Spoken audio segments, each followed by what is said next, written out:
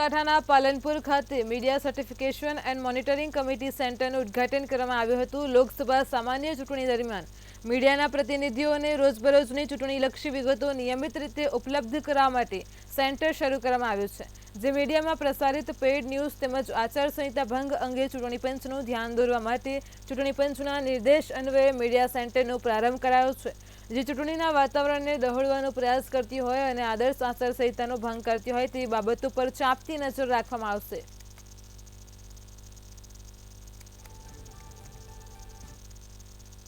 બનાસકાંઠા જિલ્લામાં media certification અને monitoring કમિટીની શરૂઆત કરવામાં આવી છે।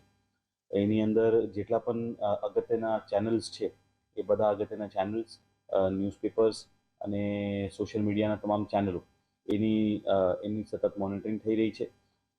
કોઈ પણ રાજકીય પક્ષને કોઈ પણ જાતની એડવર્ટાઇઝમેન્ટ વગેરે આપવાની હોય તો આચારસંહિતા અને બાકી જે નિયમો છે એ પ્રમાણેના એડવર્ટાઇઝમેન્ટ્સ તૈયાર કરીને એમસીએમસીને પહેલાં અપ્રુવલ લઈને પછી જ એ લોકો ઉપયોગ કરી શકે છે।